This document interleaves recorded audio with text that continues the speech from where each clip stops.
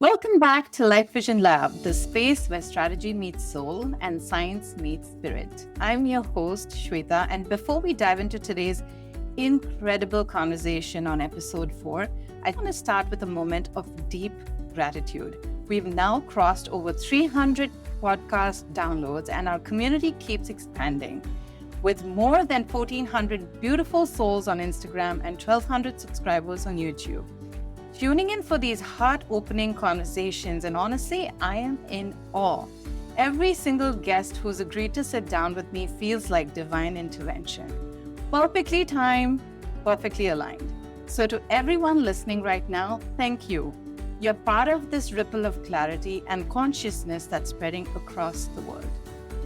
All right, so let's take a deep breath and let's dive in. Today's guest embodies that union of worlds so beautifully. Dr. Rosa Hope is an astrophysicist, award-winning scientist, spiritual mentor, and performing artist whose life reminds us that curiosity itself can be sacred. Since a very young age, Rosa has nurtured deep interest in art, science, and spirit, asking the biggest questions and seeking answers across the world. She's earned 4 college degrees. Hell, I just barely did one, including a PhD in astrophysics, authored 14 scientific papers, and received over a dozen national and institutional research awards. Holy moly. Before she ever stepped into a lab, she traveled the globe from the UK to South Korea, then spent 3 years touring as a singer-songwriter, just because all those degrees were not enough, before returning home to deepen her spiritual studies.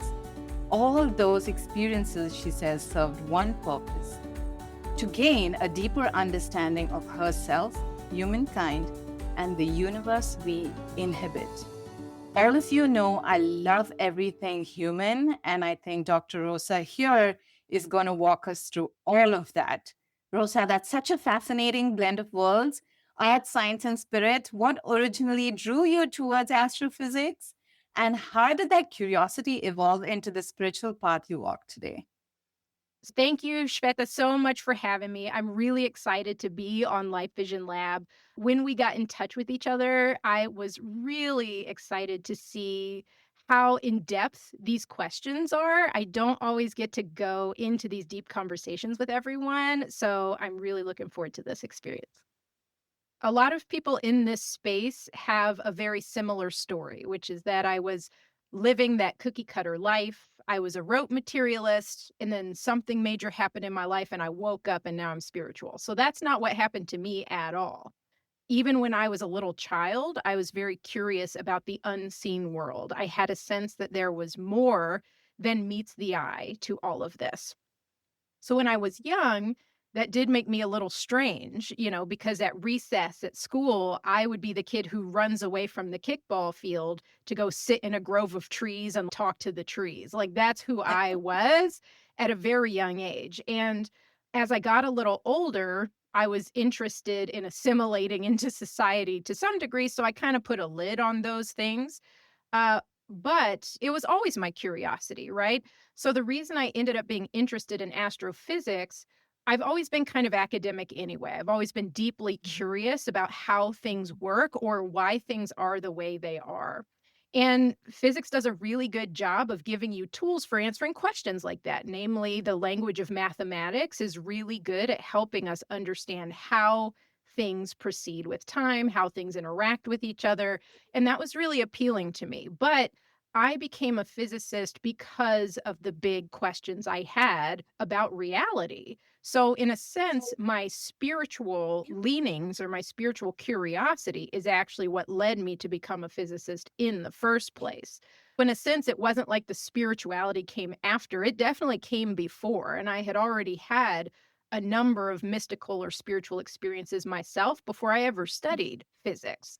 So Mhm, I kind of knew mhm. what I was getting into. That being said, as I'm sure you're aware, there's a lot of discussion in the spiritual industry about quantum this and quantum that. And at that time in my life, I was like, well, who better to knows what's going on with this quantum stuff? Like the physicist. So I'm just going to go do that. I'm going to go find out Wow. what's going on. And I did. But what sort of brought me to where I am today is that as I got through my degrees and got into grad school, I began to come up against the limits of what hard science can find out. Yeah. So there are some limits that are there just because the technology doesn't exist yet. Those are Mhm, fine. mhm. We can still come up with ideas that in principle are testable.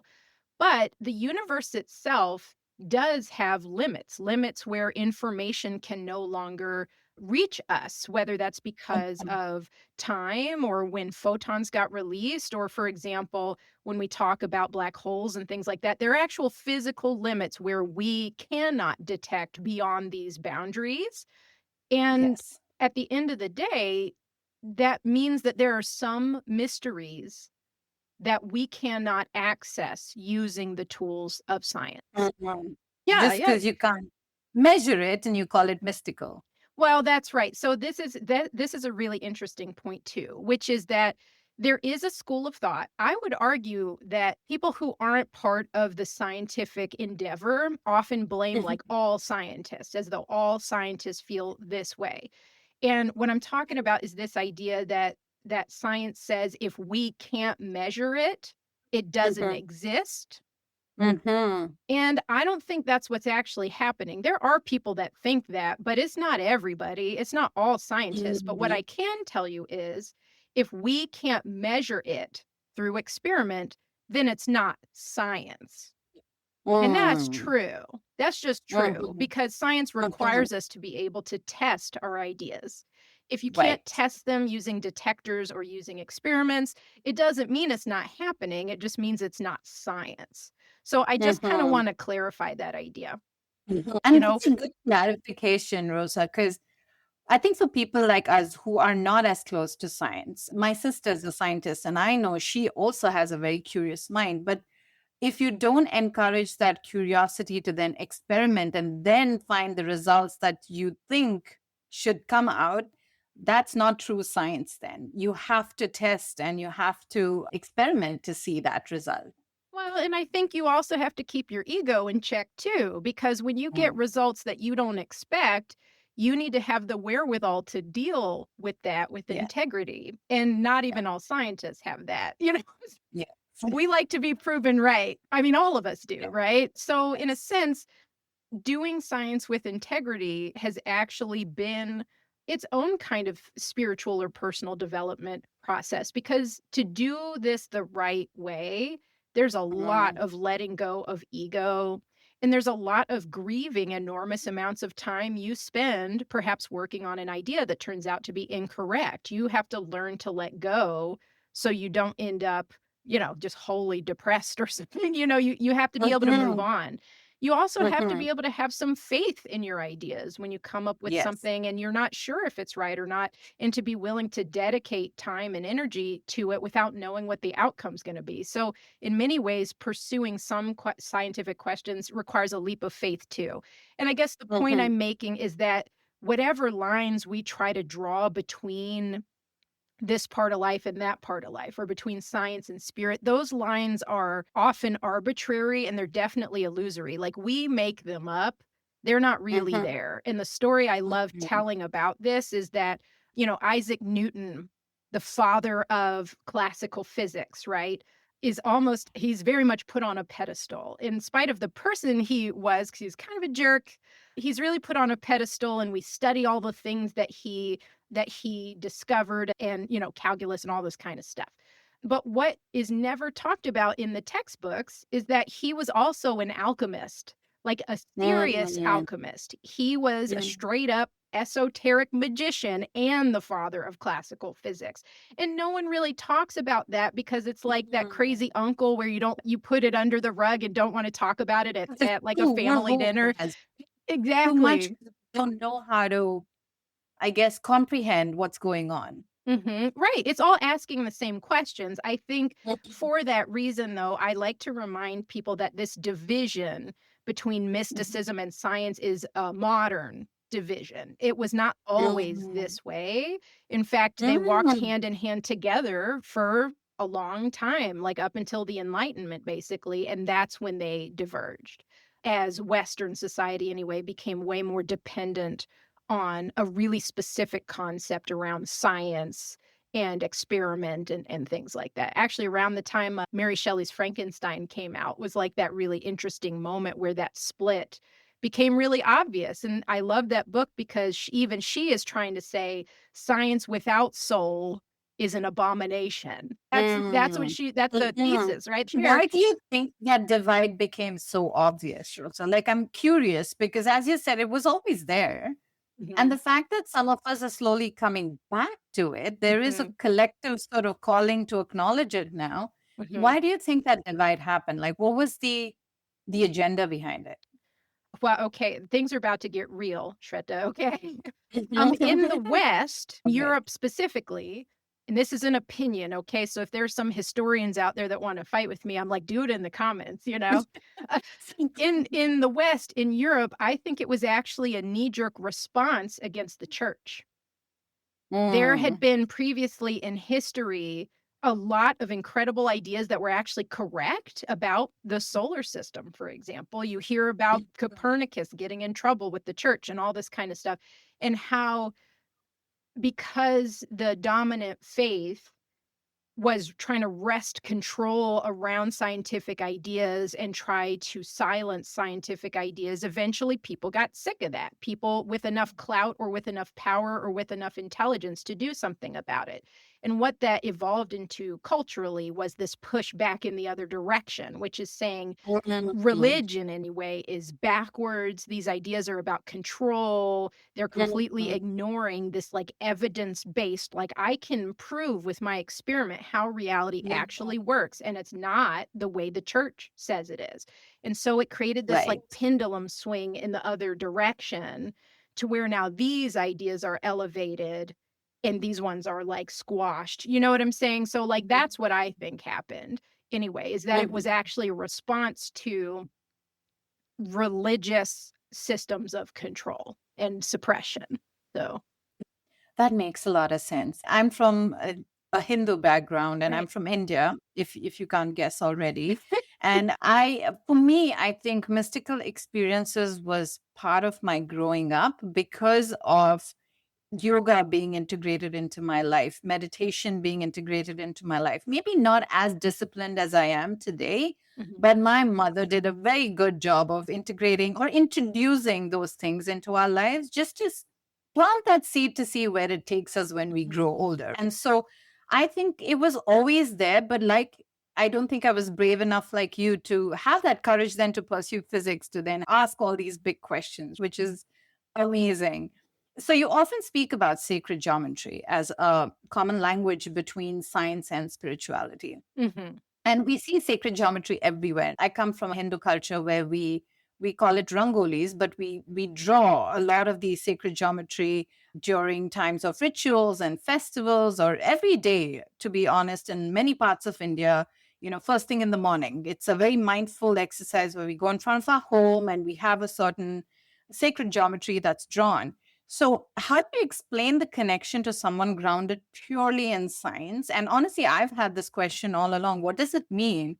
Where do you see the overlap between astrophysics and spirituality? Would probably be the next question once you kind of answer that. mhm. So, I don't think you even need to have a spiritual bent to have an appreciation for the way mathematics describes the way the universe orders itself. And that's a Mm, very it's almost personifying the universe to say it orders itself, but what I mean is, let's pretend there's no woo at all, that, like, spirituality is just something that we made up. mhm, I think there's still a lot of awe and wonder accessible to us mhm, just by learning how to describe the way the universe orders itself with mhm. mathematics. I have enjoyed this deep conversation at night with many of my, academic friends by asking the question, "What is math?" Like, what is Mm-hmm. it actually? Because Yeah. the reality is that math is like a language that we created. It's a language of Yeah. relationships, right? So it shows how Right. things are related to one another and how things respond to one another. Right. When you think Um, about addition, subtraction, multi, it's all a way of how you relate, division, separate, right? mhm, So that right. makes sense. That's So, beautifully put. yeah, Yeah. it's a descriptive language of relationships. That's how I would describe it. But you dig deeper beyond the language of mathematics into what it is describing. And especially once you dig into abstract mathematics that you use in physics, or for example, there are some types of physical phenomenon that you see in particle physics that are described with mathematics that describes dimensions that we don't physically experience or describe or uses things that we call irrational numbers or unreal numbers that don't Mhm. represent something physical the way that arithmetic does. Arithmetic is very Mhm. based in the market. You know, like I sell 5 Mhm. apples, I make $5, but Yes. abstract mathematics is not like that. And so when it comes to talking to a materialist about sacred geometry, it might give them a rash that we use the word sacred, but what I think the beauty in it really is in recognizing that the universe exists in such a manner that Mhm. this type of organization and this type of repetition of patterning is possible. And it's not just that it's possible, it's that we are able to understand and describe it. So I love the example of crystals as an example of Mhm. sacred geometry in the physical world, because the Mhm. shape of a crystal is actually a macro expression of its molecular structure. That's why Mm. they take the shapes that they do, and that's why different crystals have different shapes that they take, is Shapes. because the molecules that they're comprised of have different ways that they can arrange and different shapes that the molecules are in, and we can see that expression with our eyes in the macroscopic world. If that's not Mhm. miraculous, I don't know what is, because 'cause we're learning about chemistry and molecular bonds, not with a microscope, but with our eyes, and so the fact that what is happening underneath the surface is emergent in a way that we're capable of understanding, I think is worthy of awe and wonder on its own. Mm. You don't actually have to have any kind of spiritual belief system or even believe that consciousness is an actual thing to be able to Mhm. appreciate that. Mm. But what is the whole idea behind rituals and sacred geometry being part of those rituals? Because you see a lot of people talking about drawing a mandala and arranging fire and light around it and flowers and performing rituals a certain way without the sacred geometry is not going to be complete. So, what does that mean?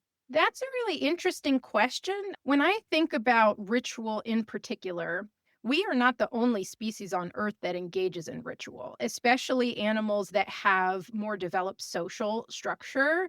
I Mhm. mean, biologists have watched them and discovered that there are rituals around, for example, death and loss that don't look like ours, but they still see these repeating patterns in other species as well. Mhm. So the creation of ritual and the reliance on ritual and what it does for us, I think is part of being like a mammal, a social mammal on planet Earth. These are things that create social cohesion and create meaning and also create what I would call initiations or opportunities for Yeah. initiation into, for example, different life stages or different Right. levels of consciousness. So Right. they provide for us in that way. And, as you mentioned, I studied performing arts too. So I spent a lot of time doing theater and music and the history of those things as well. And in a sense, if you go back far enough, none of this is in recorded history, so this is all supposition, really. But Mhm. one of these working ideas in that area is that theater and music grew out of ritual, that ritual came first, some combination of storytelling Mhm. and something that might look like worship but isn't worship as we understand it today, that the performing arts and ritual and spiritual belief all emerged together. in these sort Mm, of early practices and early culture building. So, in a sense, if you go back far enough, you cannot separate culture from spirituality, from art, maybe even from language. All of these mm, things are really tied together in their origins. This separation that we see today, I think, is a product of just how many people are in the world. So, like, we learn to specialize so we can make a living for ourselves. But right. fundamentally, and again, this is me studying all these things too, all of this is pointing at the same thing. Art is seeking of the soul. Science Mhm. is seeking of understanding reality, understanding what all this is. Right. Spirituality is the seeking of the soul and of meaning too. Like everything's pointing at the same thing, which is us Right. trying to understand what all this is and what our role is in it. What do we do Right. now that we're here? Right. What am I? Who am I? Why are we here? What is the meaning of all this? So all of these different pursuits at their core are pursuing the exact same thing. Mm. And I also think when you say it's probably when there's initiation of some sort, I think it's to bring in the presence and the stillness and the mindfulness to whatever ritual you're getting into, right? And I think the sacred geometry is something that also represents that because in a way it's harmony in the universe, right? Mhm. And in its own ways that have beautiful patterns that come out of it. Yeah, and as you mentioned with mandalas and so forth, many of those are actually representations of a model of the universe or a model of the Mhm. soul's journey, for example. So, Mhm. like it's still connected in a sense the way mathematics is also trying to describe the universe. It's like these geometries are also trying to do the same thing in another way.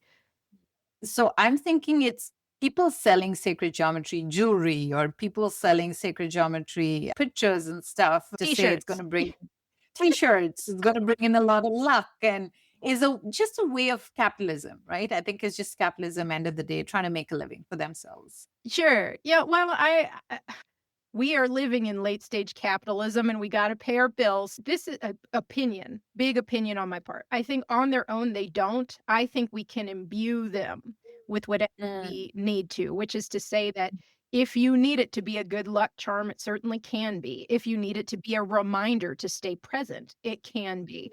So in some ways I think it's what you make it.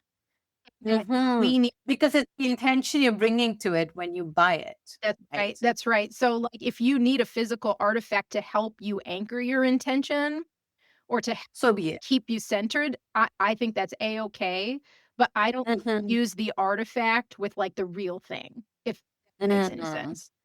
I don't confuse Mhm. the artifact with the ideal, I think is a good way to say it. Yeah. And that makes so much sense. I love how you explained it, Rosa. And I appreciate it because I think it brings out a lot of comprehension into what's happening in today's world because it can tend to get very confusing when you hear the extremes of both and you're helping sort of bridge that really well through our conversation. So where as you can you get a little deeper into where do you see the overlap between astrophysics and spirituality most clearly? Ooh, that's kind of a juicy question. Where is the overlap most clear? My journey as an astrophysicist taught me many things that I utilize in my spiritual work with myself Mhm. and with others. That's definitely true. So, some of these skills, for example, like discernment is a really big one. There's an approach to figuring out what is the right scientific question to pursue. So, Mhm. you want it to be kind of important to somebody, right? But Mhm. you also don't want it to take 5 years to actually answer your question. So, there's like an Mhm. efficiency factor. How quickly can I work on and get an answer to my question, and how important is the question? And you're trying to Mhm. optimize that when you Mhm. decide what projects you're gonna take on. And I see that in my own work too. So, for example, I'm doing a hypnosis session for someone, and we're together for 3 hours or something like that. There are some things that are too big to take on in one day. Sometimes the work takes a little time. So that might be a better fit for a longer container where we see each other for 2 months or something like that, and it takes time. But there are other things that we can work on right now today. So being able Uh-huh. to optimize that is Uh-huh. really important. Also, the discernment, it comes into just like not losing your common sense as a Uh-huh. kind of in the spiritual industry. There's a lot of fluff out there. There's a lot of word salad out there. And so many Uh-huh. times I see people kind of putting forward, let's say, an offer or something like that. And I'm going through it going like, yes, but what are we actually doing together? Like I'm looking a little deeper for the things. What are we doing? What should I expect? And what are your values? Those are all things that really matter to me and the type of people I work with. And I think the people who work with me feel exactly the same way. But actually having that curiosity, I would, well, I want to call it critical thinking in a way, because you're trying to actually get down to the deepest truth about it. And that's something that I cultivated by being a scientist, because we keep asking those questions as we dig deeper and deeper into a problem, the what, the why, the how. And so we learn how to dig deeper and deeper for a better understanding of what's happening. And I feel like those are things that can be used everywhere in life, not just in your spiritual life, but I think that's where a lot of healing comes from too. If you have some sort of big hang up or block, get curious, Uh-huh. right? Like ask, well, why? What is I've heard something interesting around what you just covered, Rosa. When we started off our conversation, I said I've always been very curious about physics, one, and about neuroscience, right? Like just anything connected to our brain and just how powerful we are. And we just don't utilize it in for our best abilities. And so what you just covered is when you question, when you're going through a block, it the rewiring starts happening Mhm. immediately to then start changing that belief and narrative. The problem is when we stop questioning and we accept it as a reality that that's a limiting belief right there, right? And so I think that's a very important point you mentioned, which people sometimes, and I don't know what it is, I felt stuck for a very long time too. And now I feel the floodgates have opened and the creativity is sort of flowing, but that's because I paused to start questioning every block that came in my mind, and in the end it was just all made up stories, right? Mhm. Yeah. So what is the work you do with your clients? Can you walk us through it, Rosa? I'm so curious. Sure. Oh, yeah. It's like I'm still kind of chomping at the bit about your last question. So maybe we can revisit that later. Yes. I work with clients in a couple different ways. One of the tools I use, my certification and so forth, is in hypnosis, specifically the tools of transpersonal hypnosis. So it's definitely spiritually focused, and it is designed around the foundational belief that your consciousness has access to information beyond the body. So, Mm. in a sense, what's fun about that is that my clients don't need to believe that. The tools still do the job Mhm. anyway, which I love. But as far as being a practitioner, I mean, I believe it. It's like I've seen too much to doubt the reality of that anymore. As to how it works, we don't know. Nobody knows. And anyone that tells you they know, we have a working model, right? But from a physics type of hard science perspective, we don't have answers about how that could take place yet. I also engage in mentorship, which is sort of a typical type of relationship that is based on setting goals and understanding using the benefit of experience, reframing shifts in perspective. So that's if you've studied mentorship or have trained in mentorship, like those tools are pretty much always the same, whether you're working on career stuff or spiritual issues or Yeah. otherwise. But in my hypnosis sessions, the reason I think this is such a powerful tool is because it lets the awake, aware problem solving aspect of your consciousness go chill out and like lay on the beach in Cabo or something and do something else so that we can get underneath the surface. Our Mhm. ego's job in many ways is to protect us and to keep us alive. Mhm. The problem is it's not Mhm. very good at being able to tell if an issue is a survival issue or not. Mhm. And so a lot of Mhm. people end up blocked in their personal development and their spiritual development, but they're not sure why. They can't see past the block the ego has put there to protect them. So ego's trying to love on you. I don't malign the ego the way some people do because I think it has a very important job in our lives, like in our regular everyday lives. Mhm, In a mhm, hypnosis session, you're in a safe environment so the ego mhm, can go relax and not get in the middle of things. And that allows mhm, you to access what's underneath at a deeper mhm, level. What are those mhm, blocks? What are those traumas? What are the things that are keeping you from moving forward or expanding your capacity? And we can learn about it and bring that information back from that different sort of layer of consciousness, shall we say.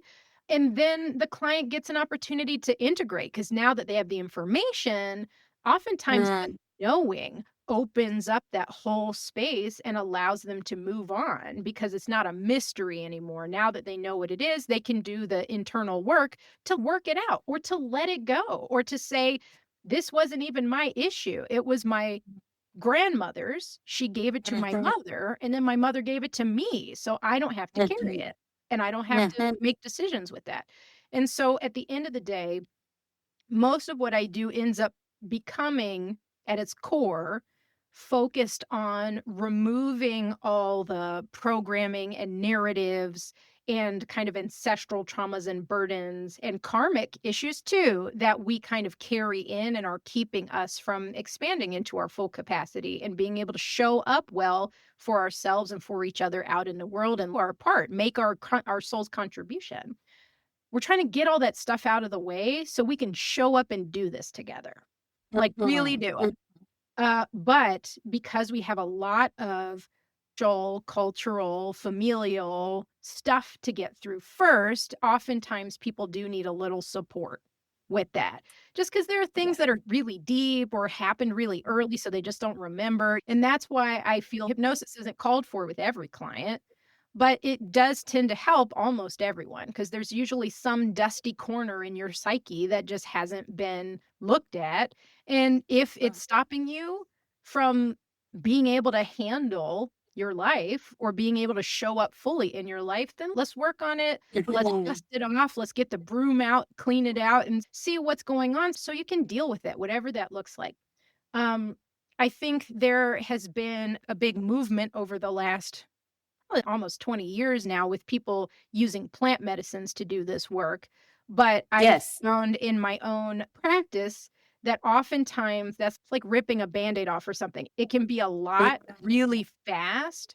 And so I Mhm, also offer support for people going through that kind of thing where it's like they got a major download or like a lot of information came in all at once and they were kind of lost and don't know what to do with all of it. And then we take a longer period of time to try to integrate so that they're just not just like a you know, and a so lot of people here go for the ayahuasca ceremony mhm, in Peru and some parts of Mexico as well. mhm, And I've been considering one myself, but I think that's what holds me back because I want to make sure that I have the right support when I mhm, do go for it and come back, because then they say it's a near death experience and you yep, come back with so much information, mhm. right?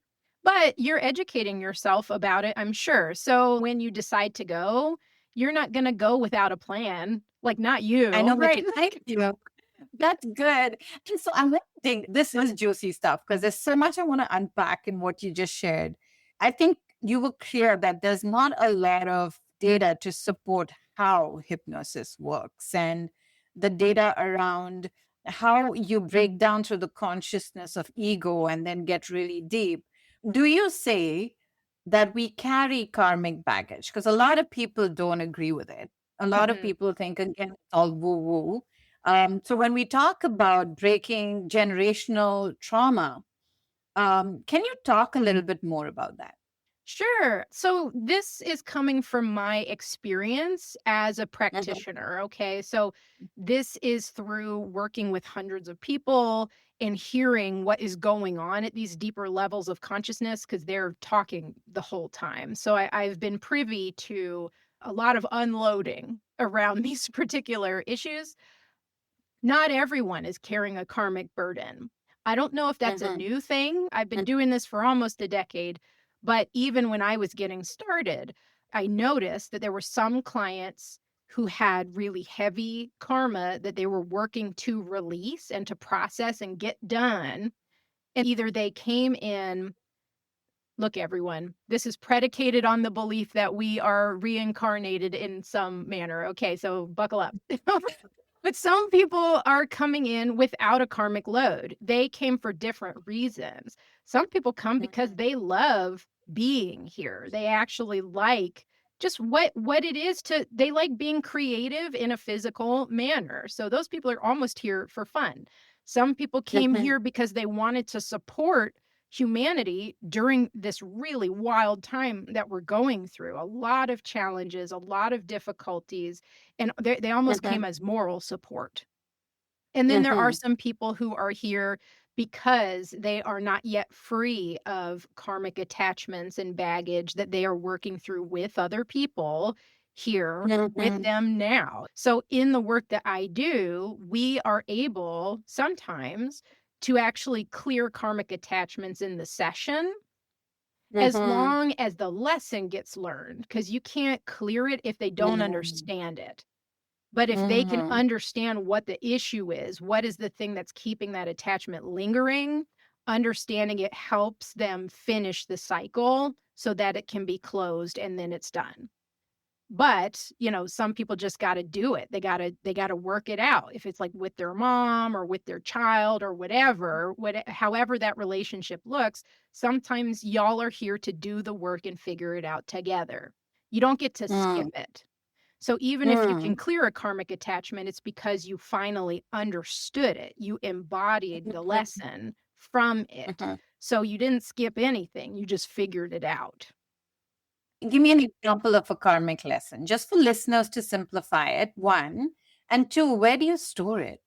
Does it get passed on in your DNA? Like, how does that work? That's really interesting. So in my practice, I know there are people out there working really specifically on DNA stuff. I don't do that. So in my practice, what I've found is that there's sort of like two categories of karma or karmic issues or attachments. One is interpersonal, so it's between you and another individuated soul, like another person. And the Yeah. other kind is that it's part of yourself, which is to say there is, let's call it a distortion in your being. And, you always end up with it for some reason. There's some reason it got there, whether it was a trauma or a bad decision or something like that. Like something happened to you or you made a decision that led to this distortion or misunderstanding about who and what you actually are at your deepest level. And so those are kind of the two categories I've encountered. My take on this, or I'll say my working model, is that I don't really care where or how these things are stored, but to me, it seems like information is held throughout all space and time in a kind of field in a way. And this is because I'm a physicist, right? So it's like I have this idea about fields and how the truth is physically, we are definitely embedded in some kind of physical manifestation of a field that carries information at every single location within the field. That's the fabric of reality. And that's why things like electromagnetism happen, is because this information is embedded in whatever all this is arising out of. And information theory goes one step further to say it's not just like information about charge or mass or something. It's just at its core, what is in this field is information, period. And whatever kind of information it is doesn't really matter. So for me, that actually fits really well with all of this, because as far as consciousness having access to information beyond the physical body or beyond your brain, it's like, well, if the information is just sitting in the field anyway, it's actually just like another sense. Touch, taste, sight, hearing. It's just like another, we are able to pick up on information the way everything else that physically interacts is. So that's kind of my working model personally. So giving an example of a karmic issue, I'll give you an example that is actually from me. So Okay. when I was Okay. training, I had to undergo hypnosis myself, like as a client, as part of my training. That's very common. And one of these things that came up in my own sessions was that in a past incarnation, I had had a really important job to do supporting a developing culture of people, Mhm. and that there Mhm. were kind of rules in place about Mhm. how much to help, shall we say. Mhm. People got to be Mhm. able to figure things out for themselves, or you don't want to give a baby, a blender or something. Like the technology you provide should match their level of development or something like that. So that was the Right. situation. And out of a sense of laziness or shirking my responsibility, I decided to give them a tool that it was really my job to be responsible for. And I just Mhm. explained it away to myself. Oh, they can manage. They know what they need. This is fine. But karmically, that became a problem for me that had to be addressed in a later incarnation. That desire to shirk my actual responsibility in a way I Mhm. knew at the time, I knew deep inside, Mm. I knew what I was doing, but I did it anyway.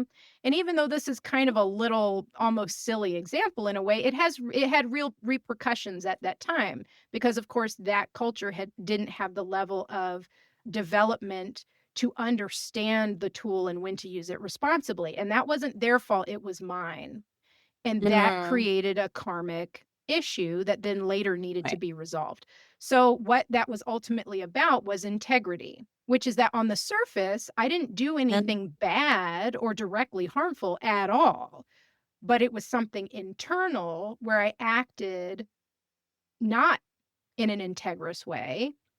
Mhm. And even those little inner moments that no one ever hears about or knows about can create a karmic issue because you know the truth. And that's the noise internally that happens to a lot of us. Mhm. Yeah, and so That that journey for me was about learning how to really hold fast to integrity, like, very seriously. That's not everybody's journey. Of course, I love being with other integrous people because it makes life a lot easier. Everyone says what they mean, right? yes. But for me, the journey wasn't even it's like I had to deal with these sort of, like, really dark things in my own journey, but it's at the point where even those little moments inside myself where I'm Mhm. acting out of integrity point back to that karmic issue. So in a sense, it's like that's in many ways what my current life has ended up being about is not falling victim to that desire to kind of like take the easy To show road. respect. And Yeah. so I think that's one example. I don't know how common something like that is. Usually it's like you can tell you have karma with your mom because nothing bad ever happened between you, but you still hate each other. Like usually Mhm. we can trace things like that back to a past life where there's a reason why, like can't get along. But remember that the goal in this life is to figure it out. Yes. So, Yeah. And I think you've beautifully explained it, Rosa, at least to expand our mind enough to realize that there is something beyond the current consciousness through hypnosis, right? And mhm, you you help capture that through your process of hypnosis, which then helps people to integrate that in their lives and overcome it. right. Um, so do you believe consciousness is a fundamental force, perhaps a fabric connecting both worlds? I wouldn't call it a force as much as I'd call it a property. So I'm being like Mhm. really persnickety about that. But forces are talking about the way things like influence each other in a way. So when I think about forces, I think about like gravity and electromagnetism and strong force and stuff like that. I'm not sure that's what consciousness is. I think it's more a property the way mass or charge is a property. Do you see what I'm saying? I think it's a Mhm. property of the fabric of reality or the field or something like that. There's an idea in theory of mind called panpsychism, which is Mhm. basically this framework that holds that consciousness is in all things. But Mm. the degree to which something is consciousness kind of has to do with its level of organization, which is to say small Mhm. things have small consciousness and big things have big consciousness. But Mm. this conversation gets a little funny because you might say, well, microbes have microbe consciousness and humans have big old brains, so we have big brain consciousness. And I'm, well, what about the sun? Is the sun like Right. way more conscious than we are? Maybe. I don't know. And so, Um, would you say science is simply just another method then of observing that divine order? oh, absolutely, yes. Oh, totally. And I don't know that scientists realize that's what they're doing all the time. Mhm. Absolutely, yes, because we're not just observing, we are trying to understand it. We are trying to find Mhm. ways to describe it and make predictions about it. It's a desire not just to bear witness to it, Mhm. but to feel like we actually get it. And I think the one piece that's missing from this, and the reason why there's this schism in some ways, is that I think some people felt like being able to explain it or describe it or predict it would help us find meaning, and that turned out to not be true. It gives us a Mhm. degree of understanding, but meaning and purpose will never come from the scientific endeavor. Meaning and purpose come from spirituality and philosophy and those endeavors. And so if I was to give one message about bridging these two to anyone, it would be Mhm. not to discount either one. Don't discount science because it puts things in a box. It's really endeavoring to understand how all of this works, how it works. Mhm. But scientists and skeptics don't put mysticism and spirituality in the trash can either, because it's also Mhm. endeavoring to understand not how, but why. Why any of Mhm. this? Why us? Why life? How did life even Mhm. happen? Is it an emergent phenomena that happens all the time? Is it a precious jewel that just showed up on this blue rock in the middle of the suburbs of the Milky Way? We don't actually know yet. Yeah. Yeah. Yeah. And I think that's so my next question was going to be that. And I think you answered it. Like, how do you reconcile your analytical mind with your intuitive gifts? Because, like you said, science is equally as important as the mystical and the spiritual side. But when you began, or before you began this journey of your own exploring your spiritual gifts, how did you reconcile with your analytical mind that you're not going to have answers to everything? Just like you said about hypnosis, right? There's a working theory, but there isn't hard evidence of how some of this actually comes about. Mhm. Well, for me, being a scientist was very humbling. Mm-hmm. As although some people talk a big game, a good scientist knows that all we have is sort of the best working model, and that those models change all the time as new discoveries are made and new evidence appears and better tools are developed. Our ideas shift with time. Did you know that in 1910, people were saying that physics was complete, that it was done? And guess what? Quantum mechanics and relativity had not even come out yet. They had not been discovered or even thought about.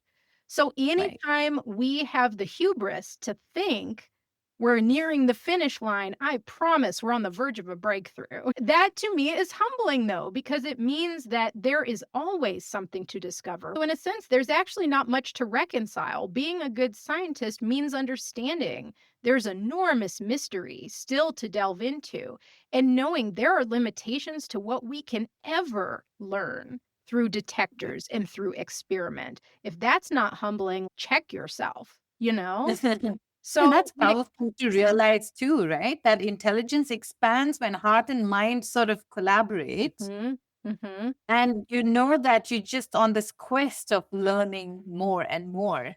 That's right, but that's true spiritually too. So for me, Mhm. I don't have a concrete model for what I think is going on with souls and consciousness and all of those things. I have working models just like with everything, just like with science, right? I have Mm. ideas that work well within the frameworks that I apply in my client work, but I'm always open to learning something new. I'm always open to being proven wrong. And so that has been the journey for me where both of these things are actually They're not different for me. That's what I mean is for me, there's been nothing to reconcile. I have been deep into esoteric and mystical studies since I was 7. So that's always been a part of me, and this analytical mind that has I've always been good at math. I've always been interested in science. It's both always been true. So in a sense, it's like I'm not reconciling it within myself. I'm here to help y'all reconcile it. Mhm. That's kind of how I would describe it. I love that. And I think that's why you said your very first hypnosis session was so transformative too, right? Because it Mhm. changed the course of your career. And Yes. I'm going to quote you on what I read on your website. That single session convinced you that this kind of internal work and healing should be available to as many people as possible. Yes. You began holding space for others in your late 20s, first for friends who sought guidance, and by 2017, you'd opened your professional practice helping clients reconnect their inner wisdom. Until, as you say, the need for guidance fades and they become their own healer. Mhm. Boom. And I love that. I love that, Rosa, because that's my intention too through this podcast. Understand tools available, but use those tools to then finally trust yourself to go Yes. within and seek guidance. 100%. Yes. So, for listeners new to QHHT, can you explain what happens during a session? You kind of did a little bit, but can you get a Mhm. little deep? Okay. So QHHT is a specific modality called quantum healing hypnosis technique. Mhm. And the shortest way I can describe, because these sessions are long, they take pretty much all day. You're not under Oh, wow. hypnosis all day, but we're together all day. So Mhm. essentially, through this process, what happens is that I assist my clients in shifting their consciousness such that they become a channel for their own higher self or the collective aspect of their consciousness, and then report on what's going on, can share information. All of it's recorded for them to listen to when they're not under hypnosis. But that's really the goal is that we are accessing information and healing and working on whatever. Some people come with issues, some people come with goals, but whatever it is they're bringing to the table to work on, we work on those things in this altered state. And I'm there to help them navigate and help them report back. And that reporting Mhm. back on the recording is really important because once they are no longer under hypnosis, oftentimes even if they were somewhat aware during the session, you'll forget it in like an hour or 2 anyway, because it's long. You don't remember everything that happens in a 2-hour movie either. What I'm trying to say is that they need to go back and listen to the recording when they're in their awake, aware, problem-solving state of mind, and that's where the real magic happens because they get to hear with their own voice what their collective aspect had to say. Even when I listen to a podcast, for example, and sometimes I revisit certain podcasts, and each time I listen, there's a different message I get. So, Mhm. recording those sessions, as you said, because there's such a huge download of information that it's hard for us, for the conscious brain to sort of comprehend everything. So, you can keep going back Yes. and getting some really good nuggets, right? Recommendation is for the client to listen to the whole thing at least twice, like 2 times Mhm. minimum all the way through. Yeah. Amazing. And so, from a scientific perspective, what's going on in the brain and the energy field, you think? That's an interesting question too. In a sense, I think neuroscience probably has the better answers for what's happening during hypnosis, but it's best described by using coherence and brain waves. Essentially, we are shifting the brain in through different coherent states to one that is very similar to sleep. The theta brainwave state is the most common coherent state in hypnosis, but you can actually reach the gamma brainwave state also, which is more highly energized and actually tends to be better for this kind of channeled experience where Mhm. you're bringing in this kind of guidance from a more collective level. Theta brainwave state tends to be associated with more like the subconscious or repressed memory and things like that. And gamma actually tends to open things up and gather access to like a wider range of information. Mhm. I'm so excited now with this next question. Can you share a story that still gives you chills? Oh my gosh. I just thought of something right away. I had a client. This was still pretty early on in my practice. When I was starting, I didn't understand how powerful the connection between the mind and the body. So I knew Mhm. this method had a lot of power almost from a psychological or therapeutic standpoint. But I Mhm. had a client who was scheduled to have hip surgery. He had a hip Mhm. problem, and he Mhm. also had a large cyst that had been on his chest for an extensive period of time. It had been there for probably at least a year. And again, he really had the choice of like get it surgically removed or just leave it there. And Mhm. in our session, he did ask if we could try to work on those things. Mhm. And I was like, "Sure, we can try." So in his session, once he had passed through his sort of theta stage in the session and we got him into the gamma, it became really obvious because the temperature in the room changed. And you Mhm. will also notice if you're ever in one of these sessions that the way communication happens when clients are in the gamma state tends to be very consistent, like between every Mhm. client. And that has been Mhm. one of the really interesting and maybe a little spooky things was after I'd worked with enough people to realize that whatever I'm speaking to during that stage of the session is something that was getting to know me and developing patterns in how it would communicate with me through different people. So, Wow. having witnessed that firsthand was when I really began to understand that we're in touch with something that is maybe has more reality to it than I had thought. I'll just say that. But in that session, this collective consciousness or collective aspect said that it was willing to work on these physical issues with this client. And I said, okay, well, what will you do? Just asking questions like, how do you do that? What are you doing? And essentially, it described in immense detail the anatomy of that part of the body and what it was doing with the immune system, with specific types of cells in the body, and gave a really vivid description around these things. And I'm just, okay, cool. I didn't know yet. So I'm going through the session. Everything seemed hunky dory. This individual had been walking with a cane. At the end of the session, the sort of last takeaway message before we came back out gave a little prognosis and said to the client, expect this about his healing and so forth. And I got an email from him maybe 3 or 4 days later that he had not needed the cane at all to walk around. His pain in the hip was gone. The night after our session, so this is the same day, the night after our session, the cyst opened up in the shower and completely emptied out of his body that evening. And he ended up Mhm. foregoing the hip surgery altogether. So it never happened. The surgery never happened. And, I'm still in touch with this person, which is kind of cool, even though we don't live near each other anymore. But things like that really challenged me. Because again, I think even though I personally have always had an interest in the unseen world. I haven't personally seen a ghost or something like that. I'm a pretty meat and potatoes person in the way that I live and what I experience. These things challenge my beliefs.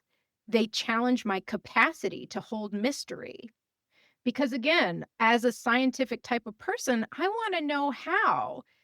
Mhm. And the best that I can see is what the medical field calls the placebo effect. But I think there's a misunderstanding of what the placebo effect is. It's not you convincing yourself you don't hurt, it's actually the body healing. It's Feeling. the body Mhm. healing. And the question is, Mhm. what is this connection between the mind and the body? What is this connection between belief and the body to where the body's own systems are like, oh no, we do know how to fix this problem. Oh no, we do know Mhm. how to rebuild this tissue. Oh no, we do know how to open this infection and clear it. And it's like, well, why wasn't doing it before? So I have a lot of questions, but this was what I was saying before is that I don't know how it works, but I have seen it work dozens and dozens of times And as a scientist who likes to have answers and likes to be able to describe things with math and stuff like that, I can't do it with this work, and yet I do it anyway. So, in some sense, by being a practitioner and being a facilitator of this method, I have had to learn how to sit comfortably with mystery and to Mm. say yes anyway. Mhm. Let's just sit with that for a second. That's beautiful and give me chills too. Thank you, Rosa, for sharing that. I want to just shift gear now into the last part of our episode. We spoke a little bit, we touched upon sacred geometry, but I want to go a little deeper on that. If we are micro universes, right, within ourselves, how does sacred geometry appear within our bodies and emotions? Like, do emotions have frequency? Can love or coherence be measured like light? Like, what's your take on it? There are some researchers actually trying to experiment with this using Mm. detectors that are essentially multispectral, right? So it's trying to look at what people's bodies are emitting in the infrared, invisible light, in UV, and literally detecting the photons being emitted by our bodies. So as a baseline, we're emitting infrared all the time. That's just heat. Our bodies, we're like little batteries emitting heat anyway. And Mhm. what these researchers are trying to discover is how the light our bodies emit anyway is impacted by, for example, the state of consciousness that we're in, or the emotion that we're feeling, or if there's pain or disease in the body. And they're trying to Mhm. understand that. I don't think any of that has been accepted by mainstream science at this point. Mhm. When we talk about things having a frequency, I am very happy to this is regular old workaday physics. This isn't woo physics. That physical systems, any physical object or particle has a characteristic frequency that can be described with mathematics. That's not woo. That's regular. No one's going to fight with you about that.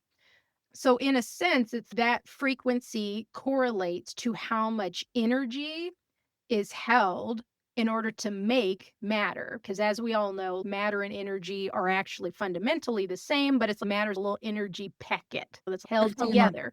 So a more Mhm. massive thing just is more energy grouped together. When it comes to emotion and stuff like that, I actually think more about chemistry.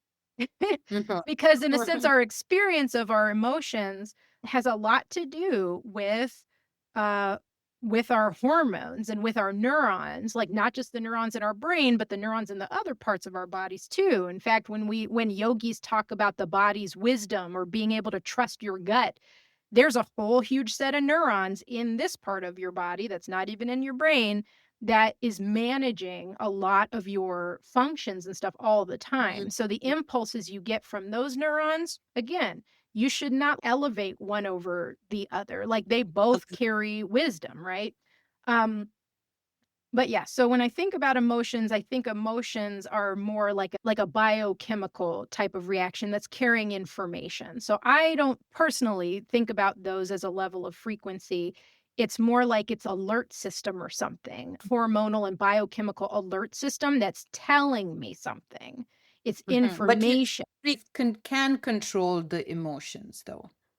I think that we can regulate ourselves for sure, but something by regulate, I don't mean not feel your feelings though. So here's an Mhm. example.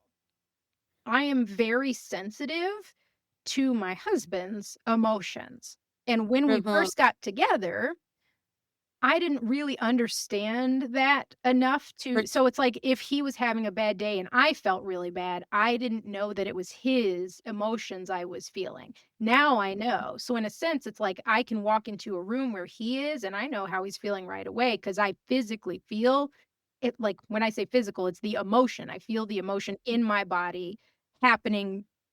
Takes a split second and I'm like, "Oh, he's feeling that way. I'm Mhm. fine, but I'm Mirroring experiencing is his emotion, literally. right. And Mhm. even if I'm very regulated, that doesn't mean I'm not feeling the feeling. So, in a sense, Mhm. my regulation is more my capacity to be a witness to whatever's happening in the body. Mhm. And in a sense, it's like the emotion is a thing that's happening to the body. So even when I'm having my own feelings and I know that it's mine, I have built over time the capacity to sit with that too.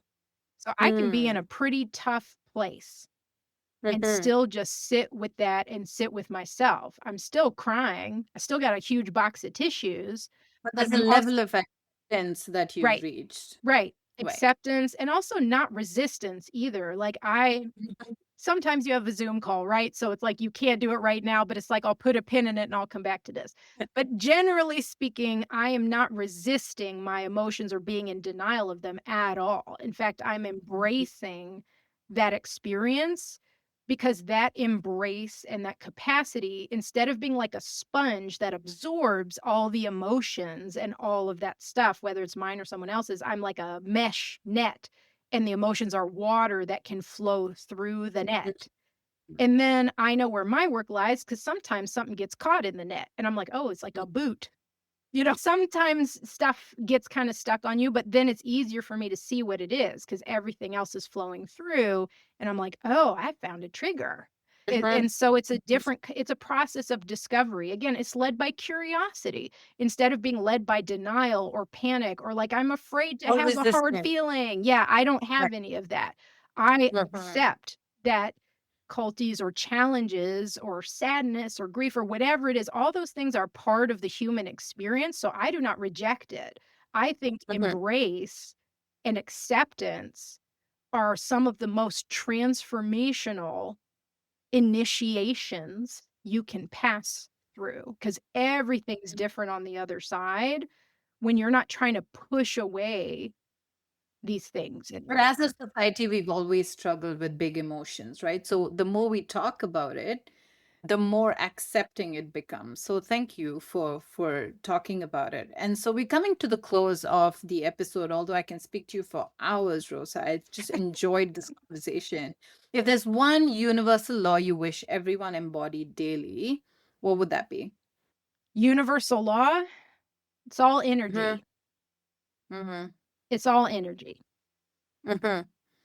And how can listeners begin merging the scientific and the sacred in everyday life? I think you can do that by leaning into that one universal law. If it is all energy, what does that mean? What does that mean about what you're experiencing? What does that mean about reality? What does that mean about who and what you are? So if you get your curiosity and start to dive into that, I think there's a lot to discover. Keep asking hard questions. Amazing. And so maybe the universe doesn't speak in equations or prayers, maybe it speaks in energy. Thank you, Rosa, for helping us hear that language a little more clearly. And if you've loved this conversation, share it with someone who's walking their awakening journey.